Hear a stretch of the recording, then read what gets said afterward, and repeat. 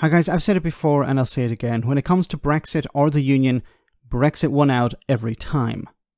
This fact seems to be lost on or ignored by Loyalists and the likes of the DUP in Northern Ireland. Ironically, a group of Loyalists took their protest to England, where they carried a coffin containing the image of the Good Friday Agreement. Ironically, because many Loyalists and the DUP were against the agreement when it was first signed. But Tina McKenzie, who represents the Northern Ireland Federation of Small Businesses, at the end of this clip delivered a bout of reality that Loyalists and the DUP needed to hear. Resurrecting power sharing remains the Conservative Party's unfinished business in Northern Ireland. This anti-protocol demonstration served as a reminder that for some, the Winsor Framework still falls short, leaving stormont politics with slim chances of being revived. Negotiations are never over, and people are wrong to suggest that that's the case. We have proved in the past that people can come back to the negotiating table. We were told the protocol was done, signed and sealed, and wasn't going to be changed. And look what happened. The fight is still on, the hope is still there, the union is still divided, so Loyalists and Unionists are going to always call that out. Okay, before we get to the next point, it's not that it was renegotiated. It was re-implemented, in a sense that parts of it were fixed that created problems. But the Northern Ireland Protocol was not undone. The Winsor Framework reinforced the Northern Ireland Protocol.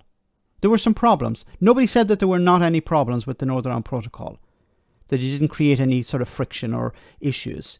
But it was resolved with the Winsor Framework. So this idea that it will be renegotiated again and thrown in the bin is fantasy land for the Loyalists and the DUP. They really don't understand it. In recent weeks, it's been government ministers doing the calling out, aiming at the DUP for keeping up its boycott. The fact that Irish sea border remains intact, although less intrusive now, is still a big political problem. But it's a problem Chris Heaton-Harris insists is close to being solved. I say to my friends in the Unionist community, we will continue working to answer your remaining concerns. You know and we know that progress has been made, and we are working in a constructive spirit. And it is clear that the vast majority of people and their political leaders want to get this done. But for some in the assembled audience, there's a fear. We've been close before, and patience is wearing thin. I think there's definitely empathy for Northern Ireland. That's probably the start and stop of it. The Winsor Framework's done. And no Conservatives I talk to, and as you know, I'm in conversation with many ministers here, they're not talking about it. They're talking about inflation, they're talking about interest rates, they're talking about the economy. It's all about what's happening across England, and that's what they're focused on, that's where their votes are. Exactly, England. Not the United Kingdom, not Northern Ireland, not Wales, not Scotland, but England, because that's where their focus is. That's where they win their votes. They've abandoned Scotland. They don't care about Wales, and Northern Ireland is an afterthought. Now, if Tory MPs and ministers are pushed on the Winsor Framework, they will promote it. They will say, yes, it has been a success. Much to the ire of the DUP and Loyalists.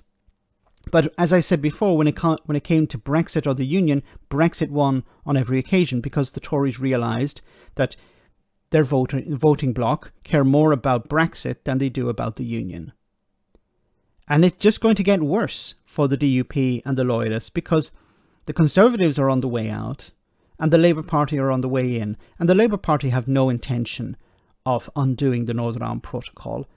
In fact, it seems that they want to have a better relationship with the EU than Rishi Sunak has. And Rishi Sunak wanted to have a better relationship with the EU than Boris Johnson and Liz Truss had. So, in an ironic sense, if the UK realigns with EU standards, this will reduce the checks taking place at the border between Great Britain and Northern Ireland. Won't eliminate it, but it will reduce it, which should be in the interest of the people who are complaining about the Northern Ireland Protocol. But as I said before, it's a smokescreen. It's about internal Northern Ireland politics, the idea that a Sinn Féin First Minister will be in place. This is the real problem for the DUP. It's nothing to do with Brexit. It's nothing to do with the Northern Ireland Protocol. The focus, of course, is we want to hold on to power. And Sinn Féin having the First Minister's slot or position demonstrates that unionism has failed. Unionism has lost. And the union is over. Let me know in the comment section, guys, what you think. As always, your comments are greatly appreciated. Thanks a lot.